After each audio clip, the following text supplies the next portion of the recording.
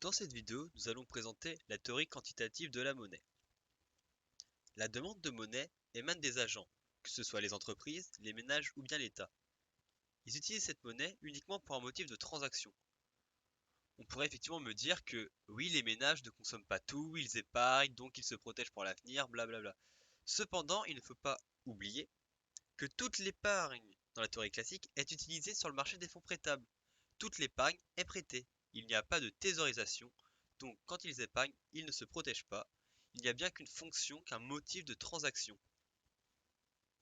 Les ménages perçoivent les salaires et les profits, W plus Pi. Comme on l'a déjà dit, ils reçoivent tout. Ils présentent la totalité du revenu national en valeur, qui est égale à petit p fois y, le niveau des prix fois la totalité de ce qui a été produit. Ils consomment une partie de ce revenu et en épargnent une autre. C'est l'arbitrage entre consommation et épargne. Ils utilisent également une partie de ce revenu pour payer les taxes à l'État qui vont permettre à ce dernier de financer les dépenses publiques. L'épargne, comme on l'a dit, est entièrement reversée sur le marché des fonds prêtables pour prêter à ceux qui ont une demande de fonds prêtables. Ceux qui ont une demande, ce sont les entreprises avec l'investissement et l'État avec le déficit public G-T. Pour réaliser le montant des transactions, P fois Y, les agents ont besoin d'avoir une quantité de monnaie suffisante. Et on a donc que la demande de monnaie, notée grand M D, est égale à P fois Y sur la vitesse de la monnaie. Si nous prenons un exemple dans lequel petit v, donc la vitesse de la monnaie, est égale à 1 et P fois Y est égal à 100. Et bien dans ce cas, la demande de monnaie est égale à 100. On divise 100 par 1, on divise le montant total des transactions par le nombre de fois qu'une unité de monnaie peut servir à faire une transaction, et on obtient avec cette division la demande de monnaie nécessaire pour réaliser toutes les transactions. On pose deux hypothèses. Tout d'abord, on dit que Y, donc la production, c'est égal à Y potentiel, qui est déterminé par N potentiel et la fonction de production f de N potentiel K. Y potentiel est exogène au marché de la monnaie. C'est-à-dire qu'il ne dépend pas de ce marché, que c'est un paramètre extérieur que le marché de la monnaie ne peut pas modifier. Il faut souligner également que Y potentiel est inférieur à Y de plein emploi. Nous ne sommes pas au plein emploi. La deuxième hypothèse est que la vitesse de la monnaie, c'est également un paramètre exogène qu'on va noter petit v bar. Ce modèle, ce marché de la monnaie ne peut pas influer sur la vitesse de la monnaie. La vitesse lui est donnée, lui est imposée. Ça, c'est la demande de monnaie. P fois Y sur V. L'offre de monnaie, quant à elle, elle provient de la création de monnaie par la Banque centrale. Elle est donc supposée exogène elle aussi. La Banque centrale va décider de la création de monnaie et ce marché n'a rien à y redire. On a donc que l'offre de monnaie, notée grand M S, est égale à M bar. On obtient ainsi l'équilibre du marché de la monnaie suivant.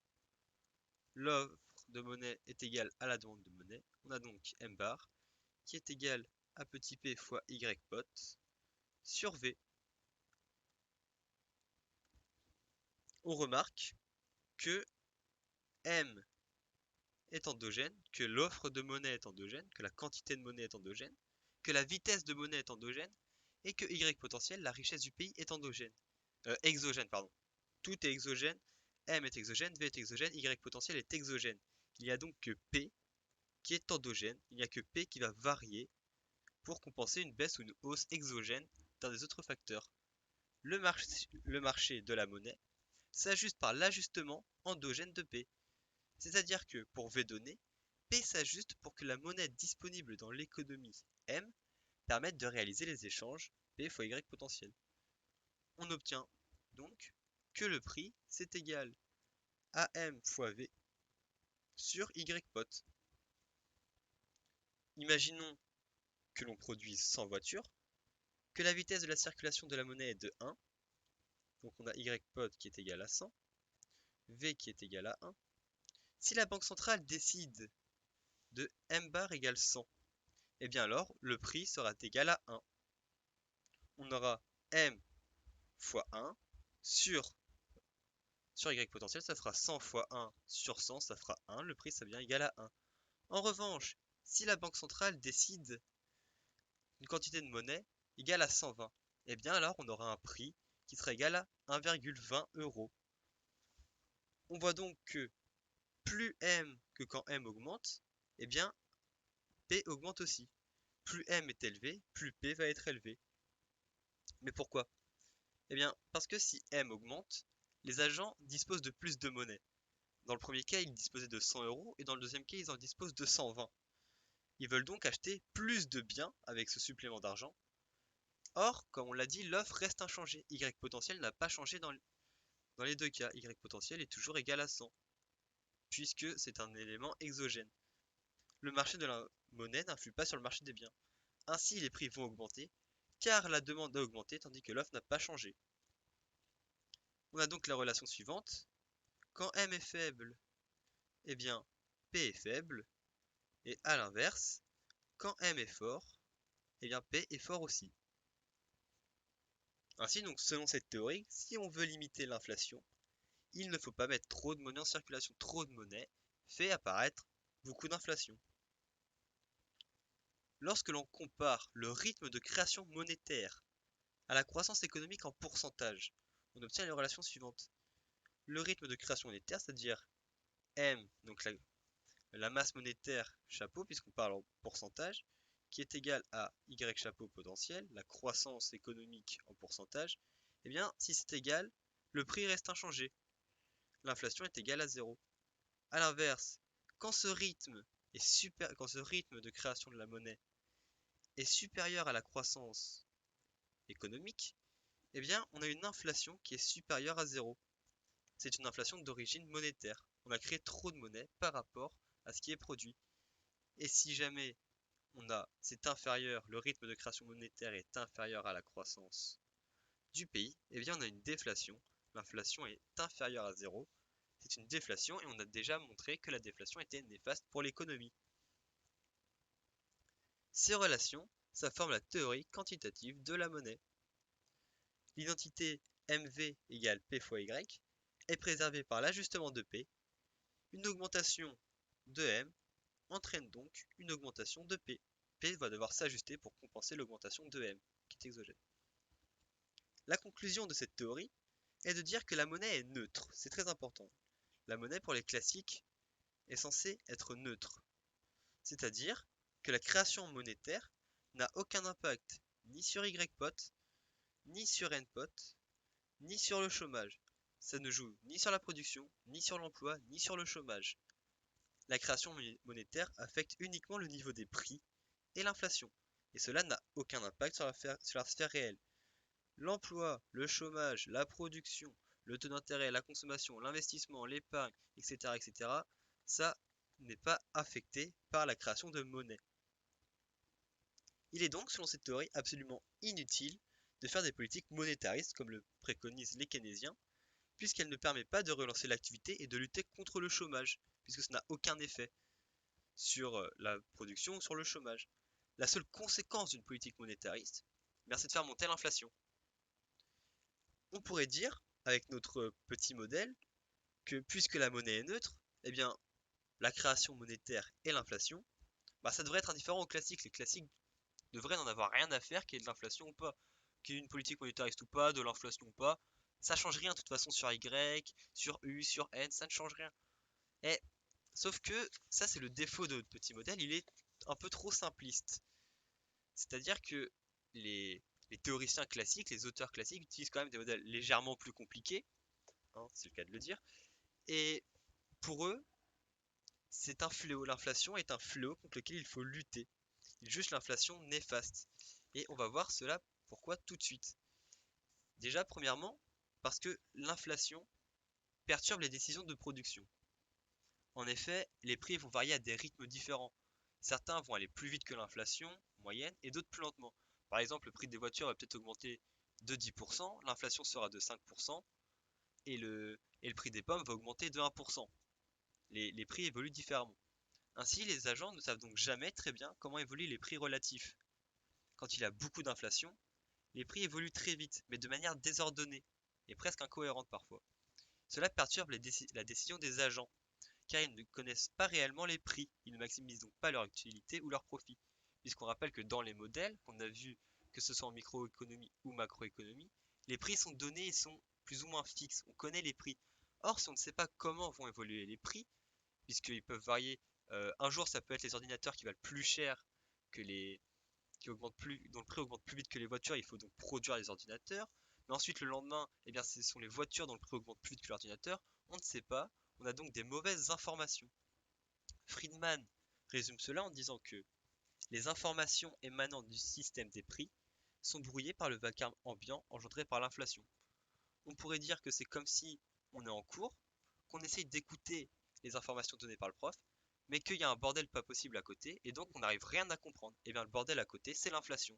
Ça nous empêche d'écouter ce que dit le prof, et donc de comprendre le cours. Et là, pour le coup, c'est de comprendre les prix. Le deuxième problème, c'est qu'en cas d'inflation, il y a également un problème de redistribution du revenu et de la richesse. Alors, ça ne serait pas le cas si tous les revenus augmentaient de la même manière. Mais dans les faits, eh bien, certains revenus augmentent plus vite que l'inflation et d'autres plus lentement. Hein, c'est comme pour les prix, ça n'évolue pas de manière homogène. Certains agents y gagnent tandis que d'autres y perdent. Et en plus, il peut y avoir un délai d'ajustement des salaires, des retraites, des minima sociaux, si jamais l'inflation était mal évaluée. Imaginons que le gouvernement évalue que l'inflation sera de 1,2%.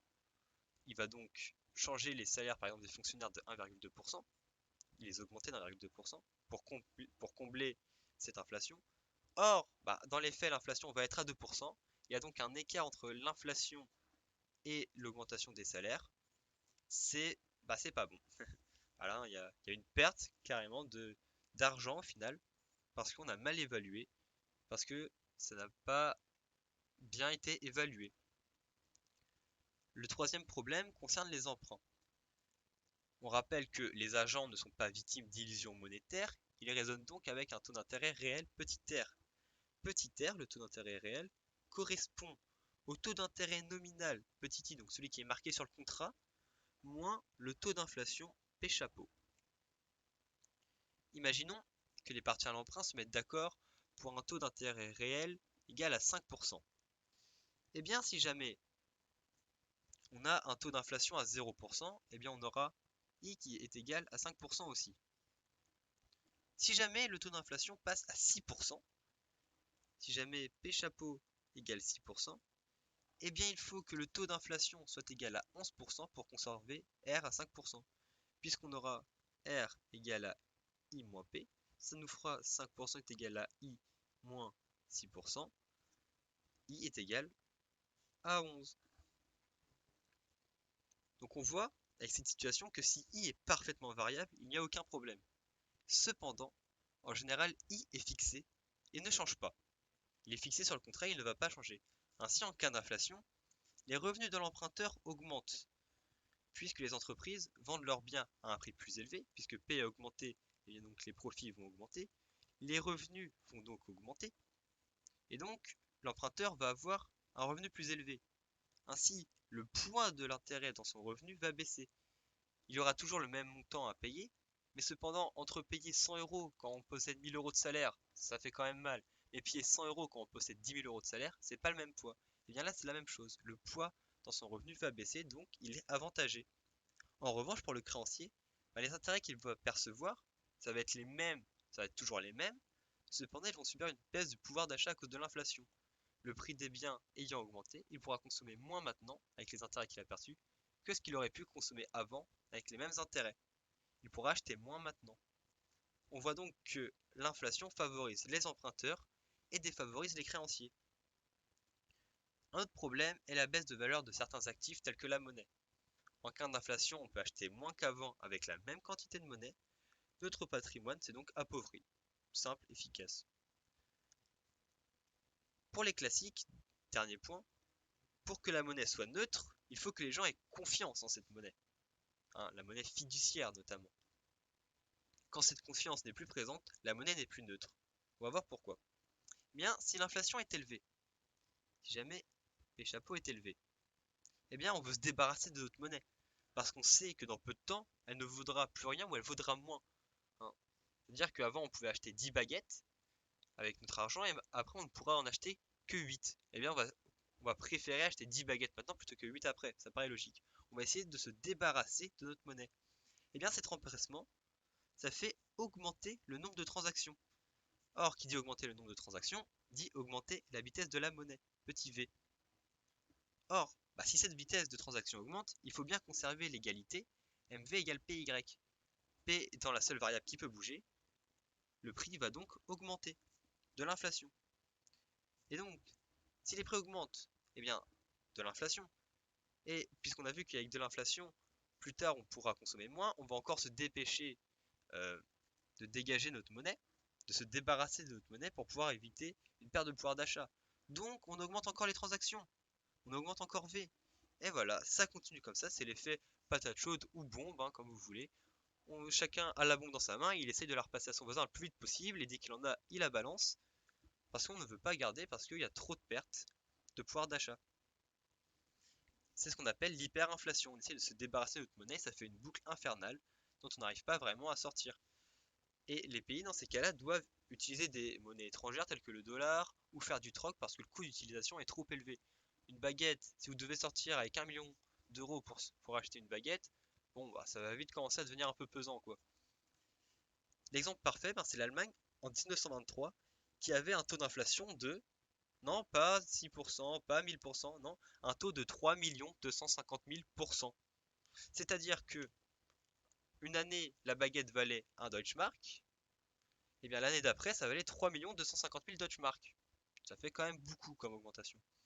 Et l'exemple donné, c'est par exemple un ticket de tram qui valait 0,1 Deutschmark en 19, eh bien ça valait 150 milliards de Deutschmark en 1923. C'est beaucoup. Et les billets ne valaient tellement rien, par exemple, que les enfants jouaient avec dans la rue, faisaient des constructions avec, parce que ça servait à rien de toute façon. C'était des billets de 1 million, 10 millions, 100 millions de Deutschmarks. Ils valaient absolument rien les billets. Et là, on pourrait me dire, ah oui, mais qui est-ce qui a 150 milliards de Deutschmark à dépenser pour un ticket de tram? Eh bien, tout le monde. Parce que dans le même temps, les salaires ont augmenté. En fait, tout a augmenté, nominalement parlant. Et ça donnait des chiffres complètement faramineux, juste pour un ticket de tram. Alors, je vous laisse imaginer une maison, une voiture, ce genre de choses, et ben ça commence très vite à faire. On ne peut pas utiliser cette monnaie en fait. Le coût est beaucoup trop élevé. Imaginez-vous vous balader avec des brouettes de billets juste pour aller acheter une baguette, ou du pain, ou faire vos courses. On n'avait pas la carte bleue en plus à cette époque. C'est, c'est beaucoup trop. On est obligé de faire d'autres choses, d'avoir recours à des matériaux précieux dont la valeur est garantie, tels que l'or, pour pouvoir faire du troc plus facilement, etc. En conclusion, augmenter la masse monétaire, donc augmenter M, eh bien, ça n'a aucun effet sur Y, N et U, hein, ça ne change rien. En revanche, augmenter M, ça crée de l'inflation, inflation qui est mauvaise pour l'économie, puisque on ne connaît pas les prix, on n'arrive plus à évaluer les prix, on n'arrive plus à évaluer l'augmentation, donc les salaires bougent un peu n'importe comment. On a les emprunteurs qui sont favorisés et qui défavorisent les créanciers. On a, euh, on a également des pertes de valeur, on a des pertes de confiance. Bref, l'inflation, c'est pas bien, on évite. Donc pour les classiques, il ne faut pas augmenter la masse monétaire, ou il faut le faire avec parcimonie, parce que sinon, c'est pas beau et ça sert en plus à rien, à part faire des choses néfastes.